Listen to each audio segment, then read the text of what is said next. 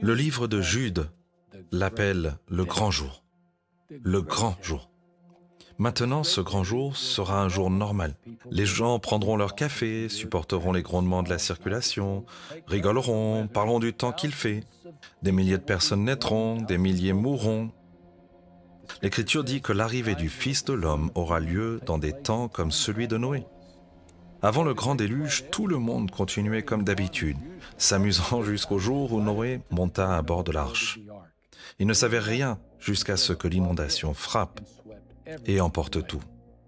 Vous voyez, la venue du Christ sera inattendue. La plupart des gens seront inconscients, joueront sur la plage, profiteront de la vie.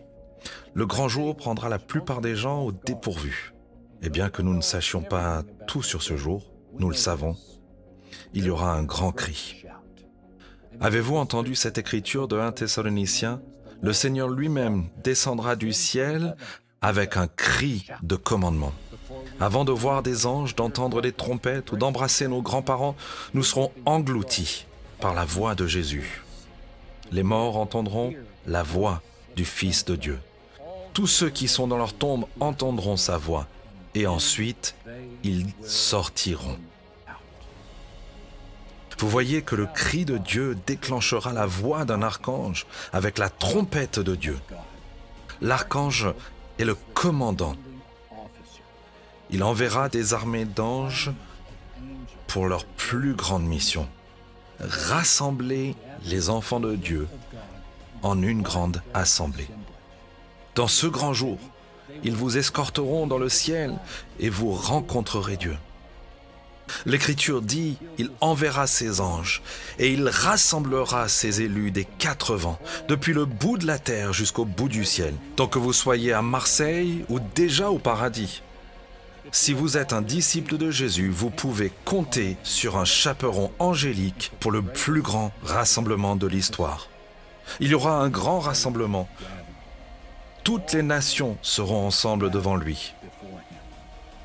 Le Bureau de référence démographique estime que 106 milliards de personnes sont nées depuis l'aube de la race humaine.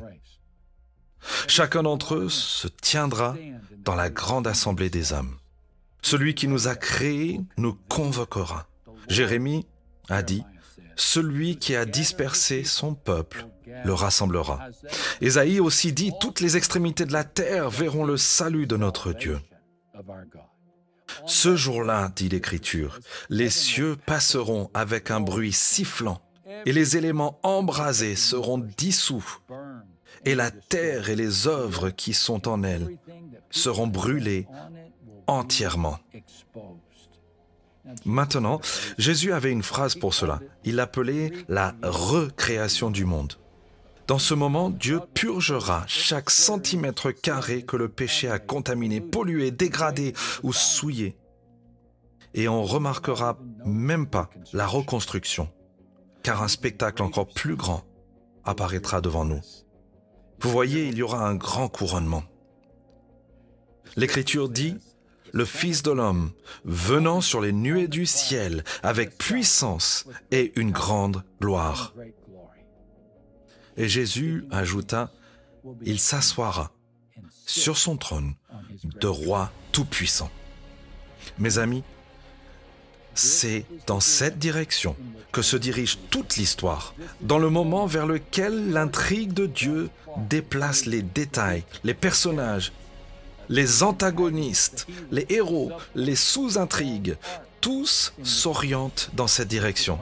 L'Écriture promet, afin qu'au nom de Jésus se ploie tout genou des êtres célestes et terrestres et infernaux, et que toute langue confesse que Jésus-Christ est Seigneur. Tout le monde, des multitudes de gens s'inclineront comme un champ de blé soufflé par le vent, chacun disant « Ô roi, tu es le plus digne. » Regardez cette promesse du livre d'Apocalypse. Alors j'entends une voix forte qui vient du siège royal. Elle dit « Maintenant la maison de Dieu est au milieu des êtres humains. Il va habiter avec eux. Ils seront ses peuples. Dieu lui-même sera avec eux et il sera leur Dieu. L'annonce vient avec l'énergie d'un enfant de 10 ans, annonçant l'arrivée de son père après un long voyage. Papa est à la maison, maman, il est de retour. Nous verrons enfin Dieu face à face. Laissez-vous guider. Vous verrez le visage de Dieu. Vous regarderez dans les yeux de celui qui a toujours vu. Vous verrez la bouche qui commande l'histoire. Et encore plus étonnant que le moment où vous verrez son visage sera le moment où il va toucher le vôtre. L'Écriture dit, il essuiera toutes les larmes de leurs yeux. C'est ce qu'un père devrait faire. De nos jours sur terre, et pourtant cela peut sembler si difficile, non? Marqué par les conflits et attristé par la séparation. Que nous arrive-t-il dans ce monde? La réponse de Dieu, un grand jour. Et au grand jour de l'histoire, nous serons tous consacrés en Christ. Ainsi, il sera placé au-dessus de toutes les forces et de toutes les puissances qui ont autorité et pouvoir. Il est au-dessus de tout ce qui existe, non seulement dans le monde d'aujourd'hui, mais aussi dans le monde qui vient. Êtes-vous prêts pour ce jour? Jésus-Christ, le Fils de Dieu, a vécu une vie parfaite, mais il est mort comme un pécheur. Il a pris notre place sur la croix. Il est mort pour nos péchés et il est ressuscité des morts.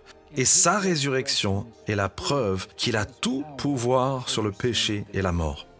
Il veut que vous passiez l'éternité avec lui. Il veut que cela commence aujourd'hui et continue jusqu'à l'éternité. Pourquoi ne pas lui dire oui aujourd'hui? Dites-lui oui aujourd'hui. Acceptez-vous cette offre? Shalom, j'espère que vous avez aimé cette vidéo.